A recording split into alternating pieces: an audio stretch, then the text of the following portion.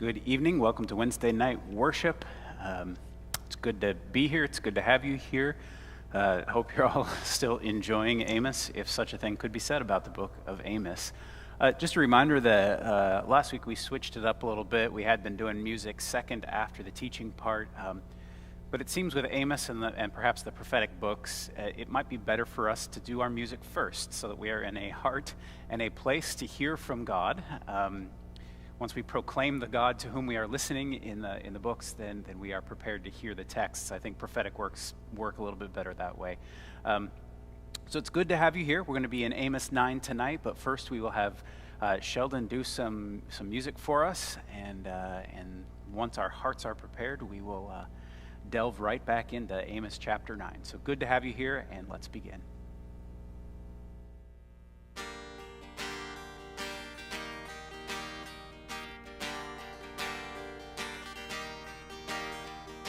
This is my prayer in the desert, when all that's within me feels dry. This is my prayer in my hunger and need. My God is the God who provides.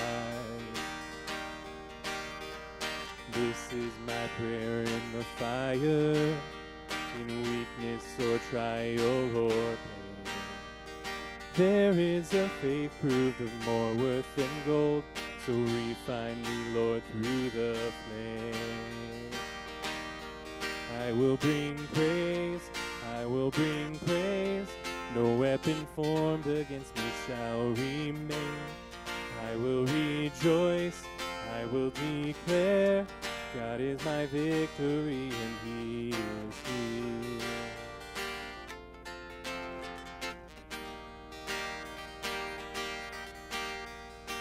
This is my prayer in the battle, when triumph is still on its way.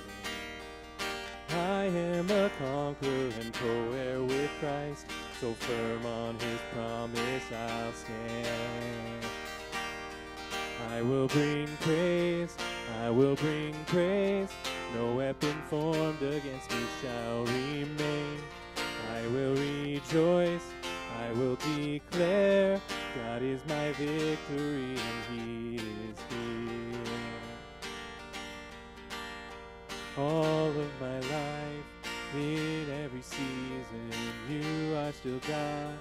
I have a reason to sing. I have a reason to worship. All of my life, in every season, You are still God. I have a reason to sing. I have a reason to worship. All of my life, in every season, You are still God. I have a reason to sing. I have a reason to worship. I will bring praise, I will bring praise. No weapon formed against me shall remain. I will rejoice, I will declare, God is my victory and He is here.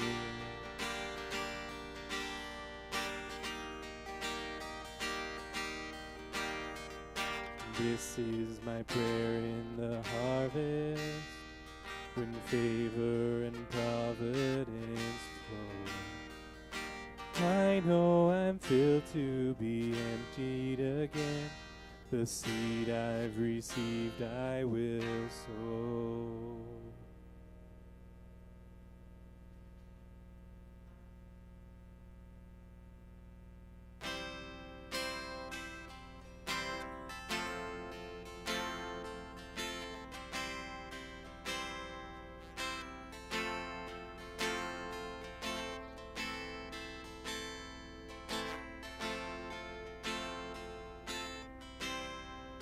You say to us, seek my face.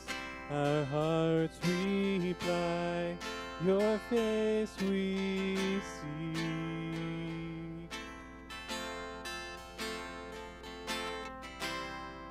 Come teach us, Lord, reveal your ways, anoint us for the greater things. We have gathered with one thirst and hunger. We're here to lift up glory, wonder, here to cry out, come and fill this place. Come and fill this place.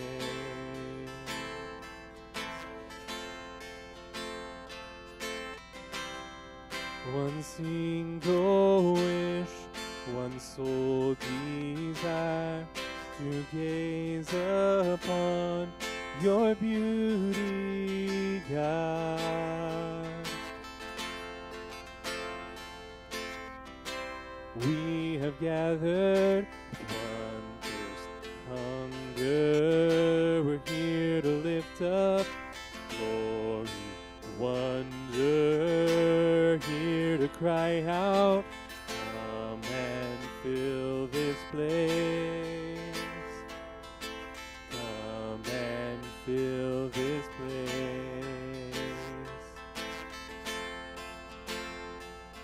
We wait for you to come and show your glory here today. We wait for you to come and show your glory here today. We wait for you to come and show your glory here today. We wait for you to come and show your glory here today.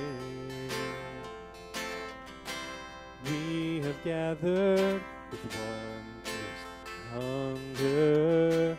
We're here to lift up glory, wonder, here to cry out, come and fill this place.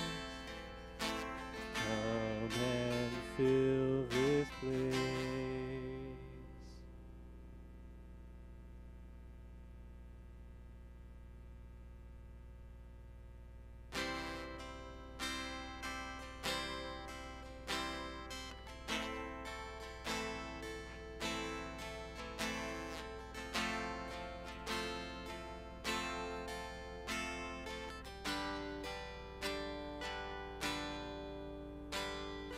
Poverty loses its grip. Race can no longer divide. Wherever your spirit is, every darkness dies. Freedom is here with us.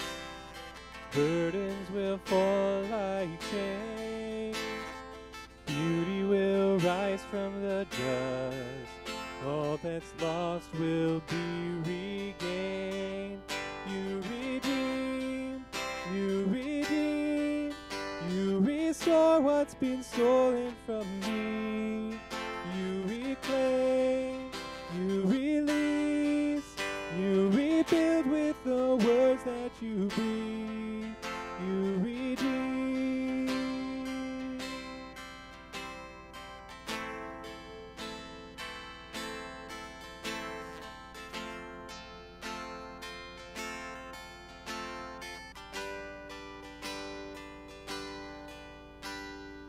Mercy will pour down like rain.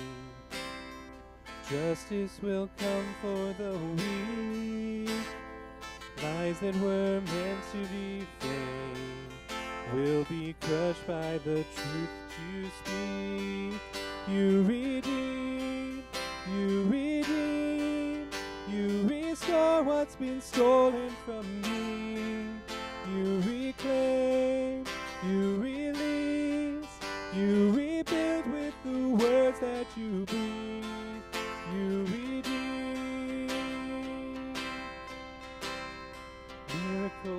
happen, healing will come, the plans of our enemy ruined. Miracles will happen, healing will come, here in your presence, lost in your love. Miracles will happen, healing will come, the plans of our enemy ruined, undone. Miracles will happen, healing will come, wrecked by your presence, I'm lost in your love. You redeem, let your revival awaken me. You reclaim, you release, you rebuild what's been broken in me. You redeem, let your revival awaken me. You reclaim, you release, you rebuild what's been broken in me. You redeem.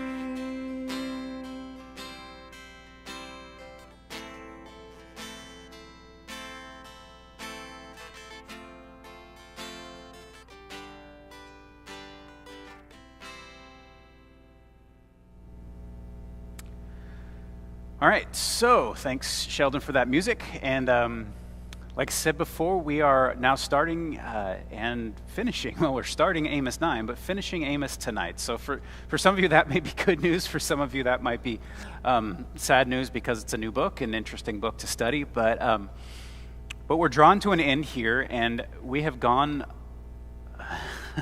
8 chapters now without really much hope, without much positivity.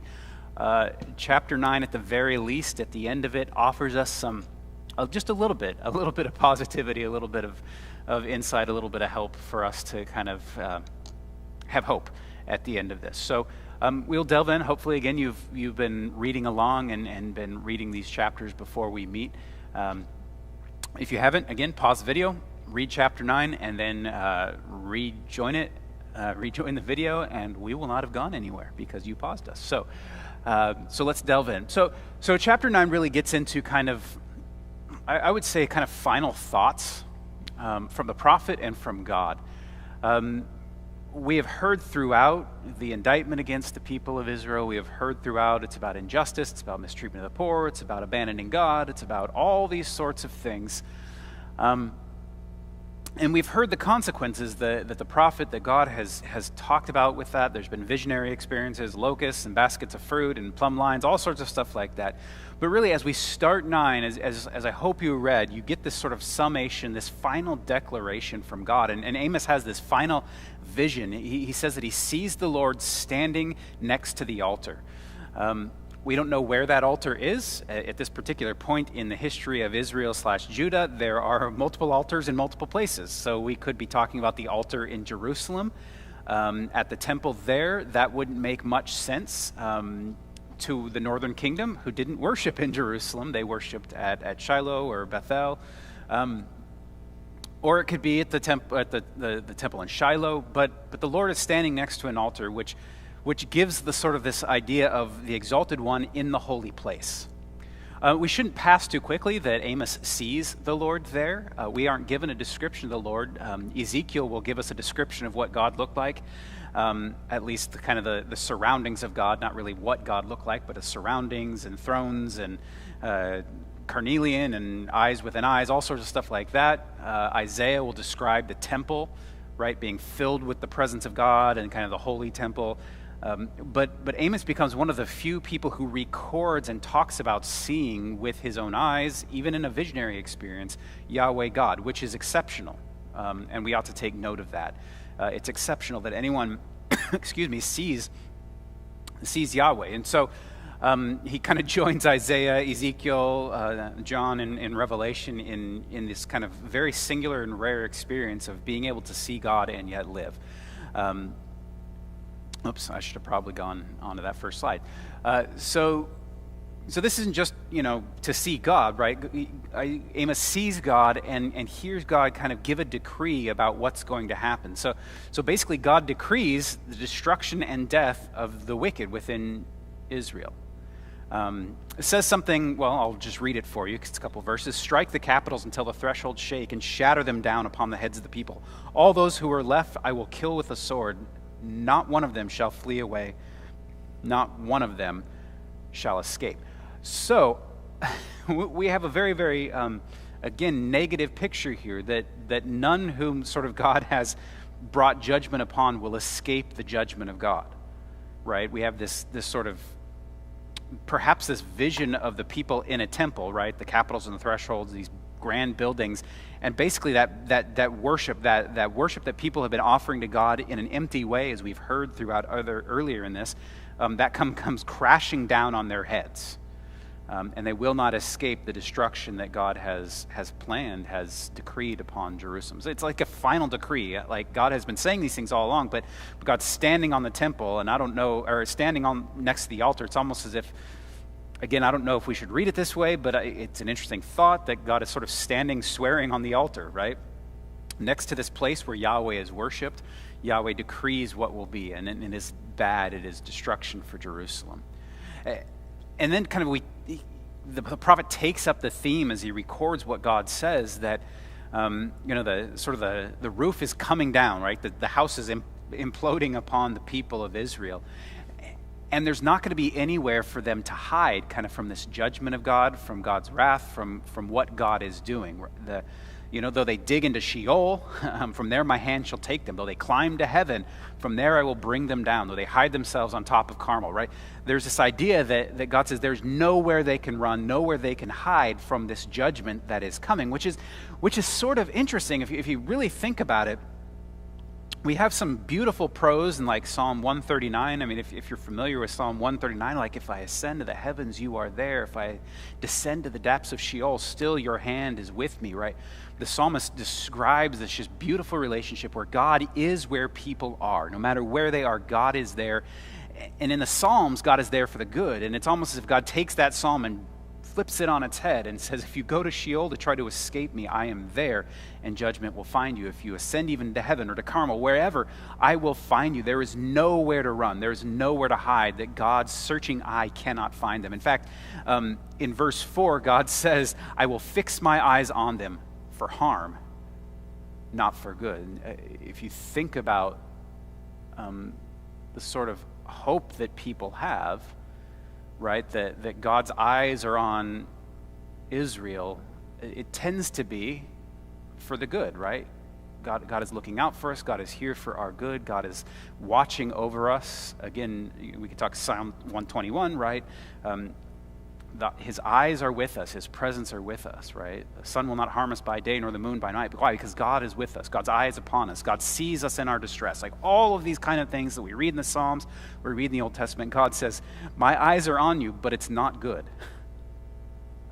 You cannot escape. There is a finality and a doom here that is highly disconcerting. As Amos is disconcerting. Like I've said this throughout. Like, it's just disconcerting. You read it and you're just unsettled, going, "Yeah, I don't like that." You're not supposed to. We're not supposed to. This is judgment upon the people of Israel. And then, sort of to cap it all off, the Lord talks about the kind of the sovereign power, right? Reminding the people of God's unmatched power, right? Both to create and to destroy. In this particular instance, it's to destroy, right? God's unmatched power is an implement of destruction upon the people in this particular case. Again, not a great thing, but God is powerful. And basically it says the one who creates, the one who destroys, Yahweh, the Lord, is his name. Again, establishing that Yahweh is not just a God of love and of election, but that God also is the God who holds the people account, the one who creates also destroys, for the good of, I would say, the good of creation, for the good of the world, for the good of the oppressed. And it's gloomy and bad and hard and a difficult place to be, but this is the Lord, is what's going on here. I think, well, God is complex. There's a lot of characteristics and things that we cannot wrap our heads around, and maybe never will. So in these kind of passages that kind of point to God, a specific thing about God. So in this sense, it's talking about God's judgment, and it's this great account of God's judgment. I find myself looking for, what else does this reveal about God? And so I guess my question for reflection, for discussion, is in this judgment account, what other characteristics are revealed about God through it?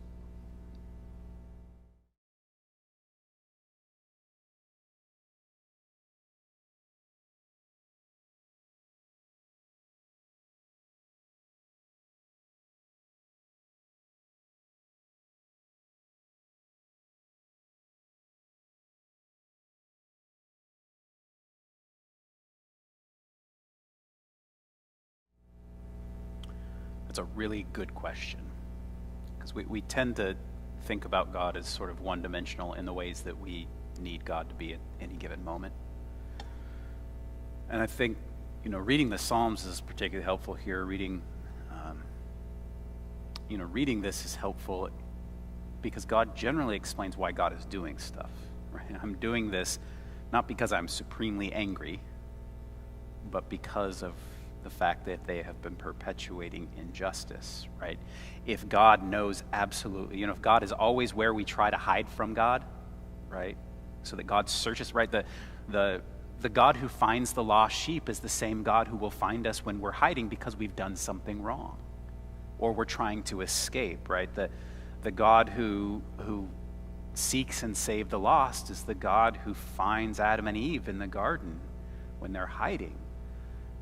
So we have to read sort of both sides. We can't have the vindicate me from my enemies of the Psalms without a God who vindicates the right, the oppressed from those who oppress, right? So vindication looks awfully different depending on which side of that you're looking at. Israel had in their history talked about vindication, needing to be vindicated, because they were throughout most of their history weak, right? They were not the strong ones in the neighborhood. And so they needed help, right? They needed help to be delivered from Egypt. They needed help to be delivered from the Philistines. All this stuff. They needed to be vindicated because other people were picking on him. But what we have in Amos is when things get reversed and it's Israel doing the picking. It's Israel in the positions of power. And now the vindication of the weak looks a lot different because the weak are not the people of Israel at this point, or at least not the ones to whom this is addressed. And so I think, for us, the church, we have to be very, very careful crying oppression or crying vindication from our enemies. Because, quite frankly, the church is not, at least in the West, oppressed. We are not, largely speaking, the victims of injustice, right? The fact that churches got closed down in the pandemic, and you may disagree with me on this, was not oppression of the church. It was asking the church to do what every other gathering place was asked to do, and that is not operate in these times. Now, whatever responses we had to that, we could sift through that, but when we are in positions of power and influence, when we are, again, largely speaking, as Westerners, as Americans, rich compared to the rest of the globe, we must be very careful assuming which side of God's vindication we're on. So sometimes what feels like, God, it's not fair, is actually God saying, well, perhaps you're on the wrong side of my vindication. Perhaps I'm standing up for the weak and you are not it in this instance. So we need to just be careful to say God applies these things evenly. If the oppressed become oppressor, God will apply the same things to the oppressor, and God will act on the behalf of the weak. And so we just have to be very, very careful to understand which side we're on. I don't know if that really answers your question, but this reveals that God is just, right? Just as Israel cried out in the past to be rescued, to be saved, and God acted mightily on their behalf, that was bad for Egypt when the people came out of Egypt. So now the people of Israel find themselves in the position of Egypt. And it's bad for them. Because God is a God of justice. And again, whether that's good news, it really depends on which side of the power vacuum you're on. Which is why Christ asks us to exercise power in very, very different ways than the world around us. I could go on, but I won't.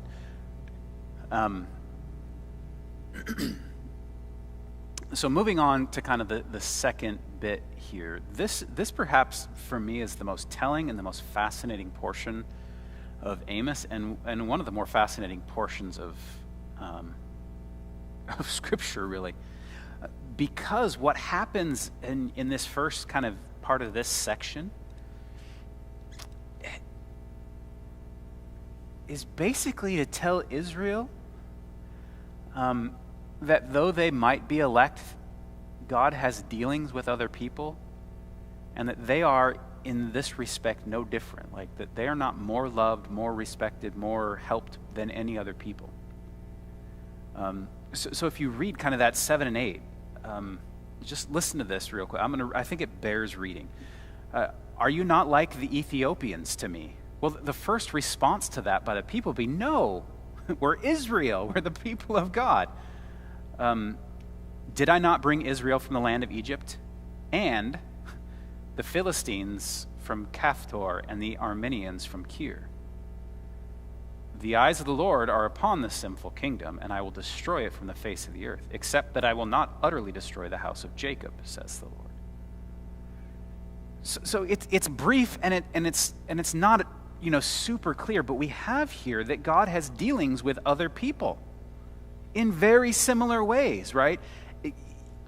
Comparing bringing the people of Israel out of Egypt to bringing the Philistines out from Caphtor and the Arameans from Kir.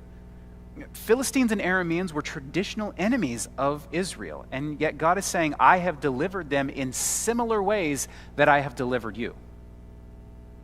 It reminds me in the Gospel of John, Jesus says to his disciples, I have other sheep that you don't know about. Which is kind of out of the blue, and he doesn't explain it at all. But wait, if it's not just Israel, wait, there are other sheep? That God has dealings with other people besides us. God has relationships with other people besides the church. And when we just think that God acts only on our behalf, we find ourselves in danger. That God has dealings with other people. That in that respect, we're special. And I know that's hard to hear sometimes, but that God loves us no less and acts for our vindication no less than other people, than the Philistines or the Arameans, who again were traditional. But what happened to the Philistines? They might have been delivered, but they became oppressors of Israel, and God judged them. Aram, the same thing, right? They might have been delivered, but then they became powerful and oppressed others, and God dealt with that. And so God is saying, I brought them up and I dealt with them when they were wicked. And I brought this people up and I dealt with them when they were wicked. I brought you out of Egypt, but that doesn't mean that you can do whatever you want.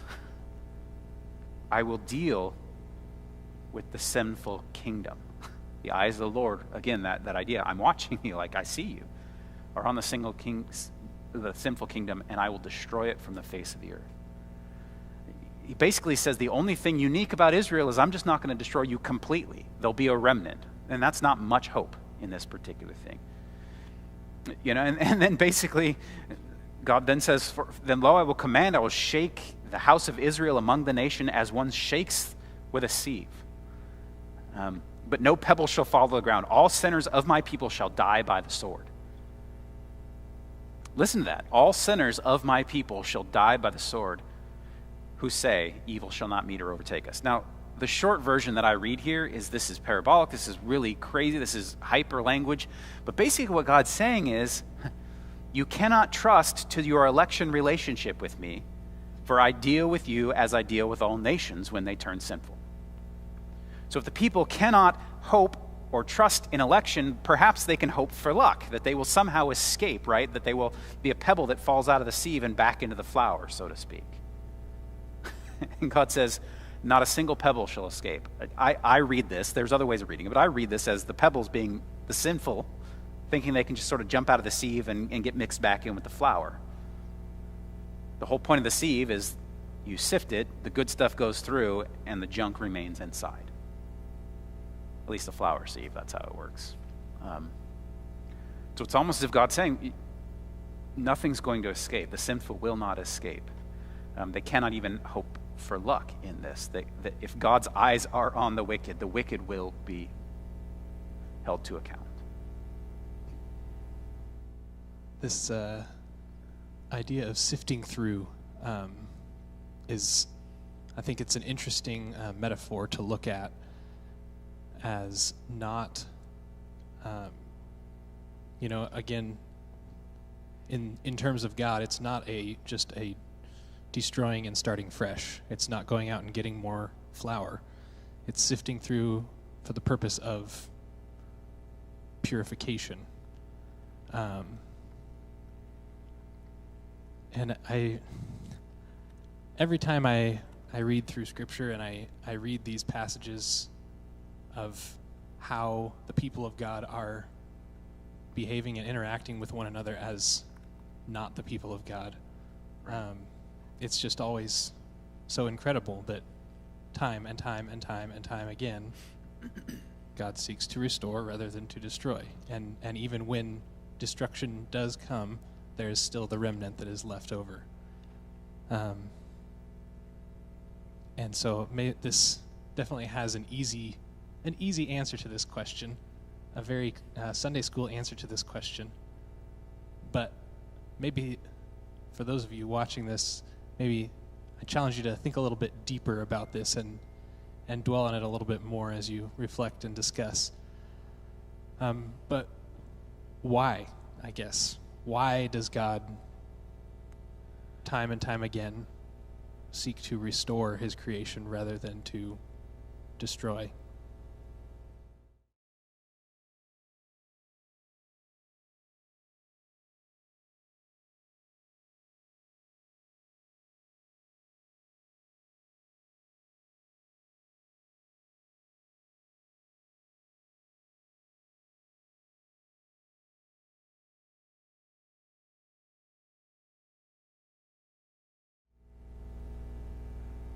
The short Sunday school answer is love, right?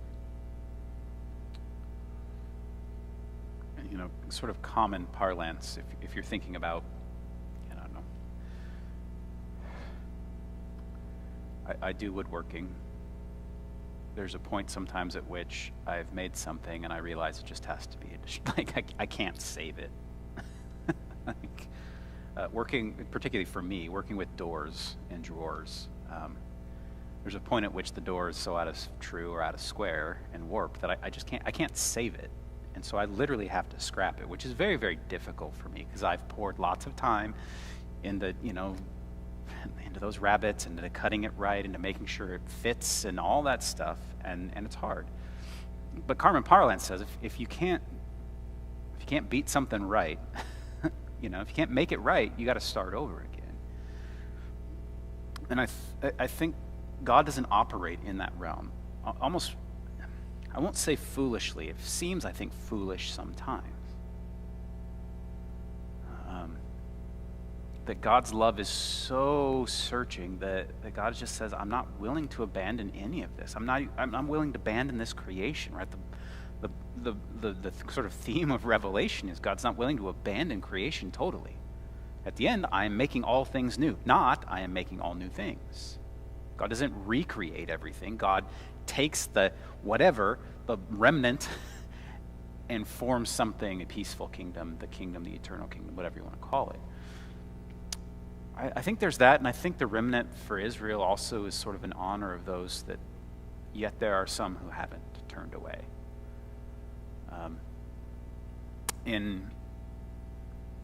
It's 1 Kings, right? When Elijah basically says, God, I'm done, there's nobody left.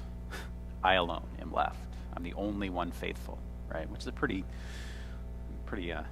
gutsy statement to make, but he felt that way, right? Sometimes it feels that way. And God says, no, there's some who have persevered. There's some who have not bowed their knees to the Baals or followed after Jezebel, right? There are some. There's a remnant. There's always this remnant. And I think perhaps this is part of God's way of honoring the suffering of the remnant, those who were faithful, those who were persecuted for righteousness' sake, right? All of that, I think this idea of God says, I will take them and I will make something, I don't know, better, but more faithful. I will take the faithful and they will be faithful. Rather than just sort of utterly destroying it. And maybe that's part of the message of God bargaining with Abraham, right? Will you spare it for 10 righteous? Will you spare it for 5? Right? It's Abraham going, God, are you going to honor those who were faithful? Right? And the less people who are faithful, the greater the risk, right? Because there's strength in numbers. And so I wonder if that's it. I think it's for love of God's creation. It's love of God's people. It's for love of God's promise. Fidelity to God's own nature. I think sometimes that would cause that. But for me, it all boils down to love. God is not willing to abandon creation to chaos and decay. And that's sort of the message of the cross. That's the message here, that there are times where God says, I cannot abandon it utterly, so I must step in and make things right. And God does that by preserving a remnant who remembers what God has done. Right? The remnant of Israel who comes back from exile remembers what God has done, because nobody's ever done that before. Nobody's come back from exile. That's unheard of. And therefore they are able to sort of, in the words of the Hebrews, or Paul, to live to the praise of his glory. Right? God did it. Or, in other language, then they will know that Yahweh is God. All right. And now, the final slide of Amos. Can all breathe a sigh of relief and some good news. So basically, we end Amos with these kind of 2 oracles, these 2 promises of restoration and hope. Now, before we get too excited, it should be also noted, and sorry for the passive voice there, but we should note that that it's likely that this wasn't written at the time of Amos. We've talked about sort of the editing history of this, because Amos doesn't really talk about return from exile very much. But here we hit it. So whether it's originally a part or it has become a part by later editors, I think it's important to note that they found this to be a theme worth including. Perhaps what we have here is hindsight.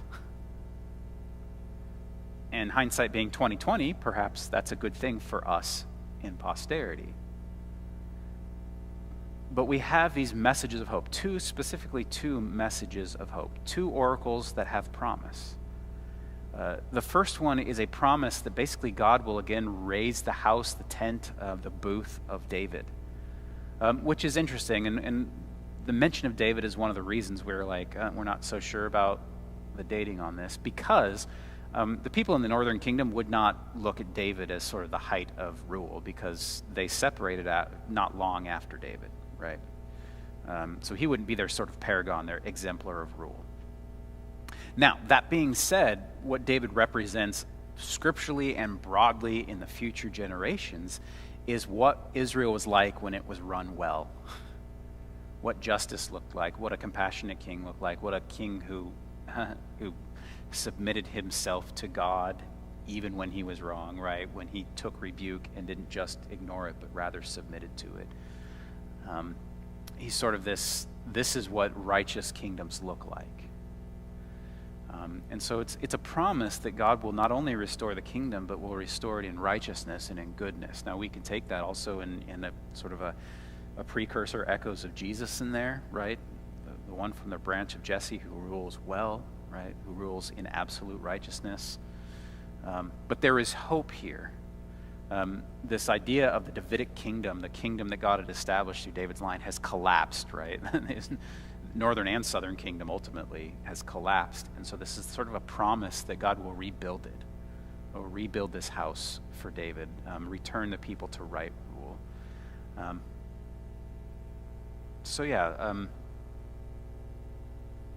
We have that there. One of the notes that I think is important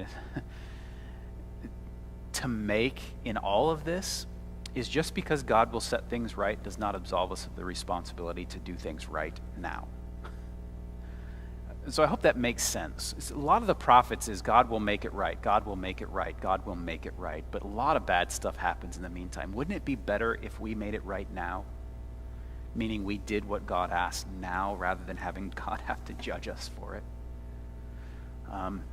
And so there's a responsibility that we have in reading the prophets as those who come behind.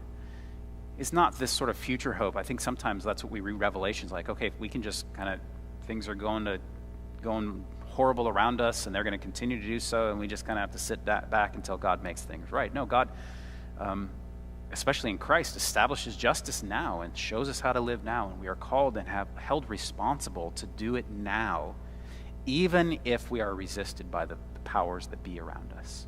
We are called to enact the loving justice kingdom of God now in any ways that we can, right? We may not be people of power, but we can enact love, kindness, justice all around us. We are called to do it now. God will make it ultimately right, but we must follow. That's what the faithful remnant has done, is when everyone else around them is doing something different for expedience or greed's sake, whatever, the remnant says, no, we won't bow to that. We won't bow to popular opinion or power or division, whatever it might be. Right? Sorry, that was a rabbit trail, but I think it needed to be said. So that's the first vision, is kind of the restoration of the kingdom, sort of the right Davidic kingdom. And then the next is this vision of a land of plenty. So if you remember, not just here in Amos, but elsewhere in the prophets, right? A lot of times what we have is the people suffer because the land is suffering, or in Joel, as we read in our last study, that the land is literally rejecting the people, refusing to give grain. Or in Amos, right, there's drought, there's locusts, right, there's just desolation on the creation itself. So we're left with this sort of just ruined kind of vision of a ruined plain, right? There's nothing growing, there's drought, there is everything's eaten by locusts, there is nothing producing fruit, there's no wine, there's no grapes, there's no water flowing, there is desert, parched, dry, right? That's kind of the vision the prophets leave us with of the land, because the land suffers for the sin of the people. That'll come up in Isaiah as God basically says, I'm sending you into exile so that my land can have its rest, can have its Sabbaths, can be restored. But the land itself rejects the people and becomes an instrument of God's judgment on people. And so the sort of the hope, the return, is a land that is fruitful, that is growing. In fact, the way Amos describes it is that just as the people are kind of, the people who are sowing wheat are so busy, or who are reaping the wheat, who are bringing it in, right, bringing in the foodstuffs, are so busy, and it takes so long that they end up running into the people who are sowing the next crop, right? So it's just kind of this cycle of there's so much, there's abundance, so that the people picking the grapes are running into the people planting the next crop of grapes, right? This idea of plenty, of abundance, of fruitfulness, and that's a common theme throughout the prophets, of the world made right, right? The world made wrong is barrenness, is drought, is famine, right? All this stuff, whereas the vision of God's kingdom, the vision of the world made right, is abundance. Ezekiel mentions that there's a river that flows from the temple of God, and it goes through the wilderness, and on either side there are trees that bear fruit in season and out of season, right? It gives life to the nations, right? This bountiful, this plentiful, this fruitful land. In Revelation, the same thing. We have the vision of the river that flows from beneath the throne of God and gives life to the nations, and on each side there is fruit for the healing of the nations, right? It's interesting, whenever the kingdom is mentioned, whenever these visions of the kingdom, in most, in fact, of the prophetic books, it has as a part this fruitfulness of the land itself, right? That is a vision of the kingdom restored, right? So again, we don't just have, it's not just people-centric, but rather there is land that enjoys, that when the people of God are acting as they should, and being what we ought to be, when God's rule is established as it should be, creation itself flourishes. Not just humanity, but creation itself, right? We have a very myopic vision of the world if we think it's only about humans, that God created all of this stuff before God created humanity. And this was going, and it was good, and then God put humanity in it and said, make sure it stays good, tend it. You have dominion over the garden. But we've ruined that, right? We see it in Amos, we see it all around, right? What once was flourishing is now in decay. And so creation itself longs for the revelation of the children of God. And so we get to our end there that there's a part that nature plays in, that part of God's redeeming work extends beyond people to nature itself, that when people flourish in righteousness, nature flourishes as well. There is a balance, a responsibility of the people of God to nature as well, to creation itself, to the land, to the animals, all sorts of things like that. So you may call me green, whatever you want, but Scripture is filled with this stuff of humanity, and part of restored relationship is this relationship with creation itself. And so in the end of Amos, and I'll end on this, we have this vision of God making things new, of not only humanity flourishing, the people of God flourishing, but creation itself flourishing. And again, fast forward to the way end, right? Revelation 21, that's the same vision we have. Creation itself flourishing as humanity flourishes within it, because why? Every knee is bowing to the one to whom we ultimately owe allegiance, and that is God. Singing around the throne of the Lamb. Sheldon. So when we read this book of Amos, and we read these 9 chapters that are really distressing, disturbing, very depressing, and we get to the end of it, and we see this little bit of hope and restoration.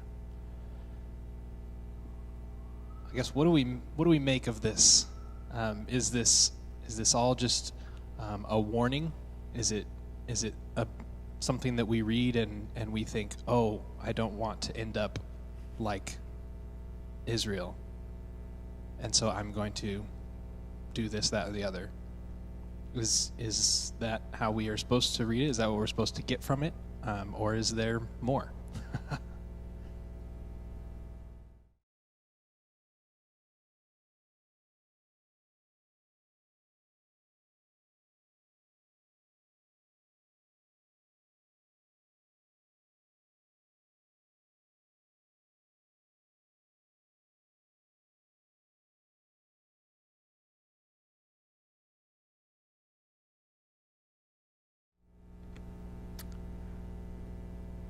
Short answer is there's always more, Sheldon. But certainly, I think we have a lot we discover. We discover about God, right? God's intense commitment to justice, and God's intense commitment to seeing God's people be a people of justice. So we see that about God. We see the side of God, that on the other side of God's love and care for the poor, for the marginalized, is the fact that God stands up for them. And if we are on the giving end of injustice, of exploiting the poor and the marginalized, then we will find God standing up against us.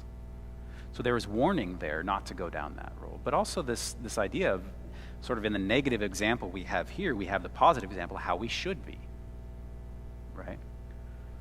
We have these glimpses into what God's doing with other people. Wait, God did an exodus for the Philistines? What? I don't see that anywhere. That's because, well, we aren't Philistines, right? So we see that. I think it shows in us the commitment we are to have as the people of God to justice, to the poor, to the marginalized, wherever they may be, and shows us that in our own worship, we are to make sure that in our own worship, we are not praising a God and yet doing the very things God despises when we leave, right? We hear that sort of talk of You know, you're worshiping me, and all the while on your Sabbath day, you're thinking about how to take advantage of the poor the next day. You know, I very much doubt people are going, I wonder how I can take advantage of the poor, but how can I squeeze a little bit more out of this person? What's the highest price I can charge for that? You know, economics says that, right, you can charge whatever the market will bear. That might be economics, but, right, especially when we're talking about things that people need, is that a good course of action? It might make you the most money, but what side of God does that find us on? How are we going about our business practices? How are we going about our buying practices, right? I don't want to pick on Walmart. They employ lots of people, but, right, saving 50 cents on that item, right, if that is not sourced well or the people aren't paid well enough to have a living wage, is it worth it for me to save that money in order for other people, and now that other people are being exploited? For some of us, that's not an option. We have to buy the cheapest thing. Right? We don't have the money. For others of us, we have choices we can make as to where we give our money. Right? This company pays $15 an hour. I pay more for my bottle of water. But this company pays a living wage. And if I can afford this, then maybe I ought to think about that rather than making sure I get the best deal, right? So I think it helps us think about these things in different ways, but it also helps us to see that faith is not about what we do in a church on Sunday morning or whatever day you happen to be here in worship. That our worship of God is not limited to that. Our worship of God is what happens when we leave. And for this to mean anything in here, it has to be in some ways, and we will do it imperfectly, enacted out there. We have to be the people of God out there. Otherwise, what we do in here is useless, is empty. One of my largest fears as a leader of a church, as a pastor, as one who helps lead worship, right, is the thought that God might say, I hate your worship. I hate your songs. They're noise in my ear.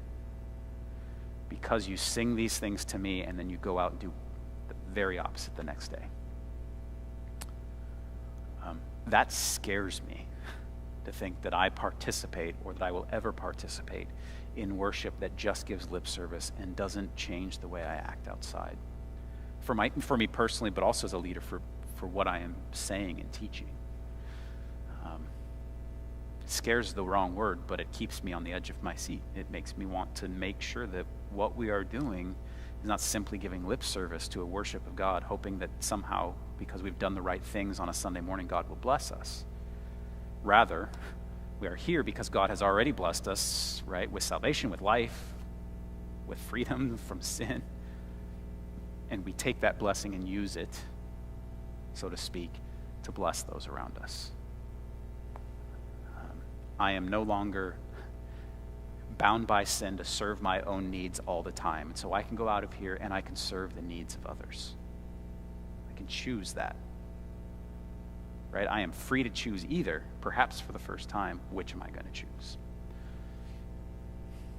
For more on that, you can go to last week's sermon on Sunday morning. But with that, thus concludes the book of Amos. And I think if I would conclude and wrap up in any sort of way, it would be, this is hard teaching. But my prayer is that we would take it, that I would take it, that corporately we would take it, we would hear it and ask God, how do we enact your justice in the world around us as the people of God? Thanks for joining us. Tune in next week. We're starting Obadiah. Have a good night, and we'll see you.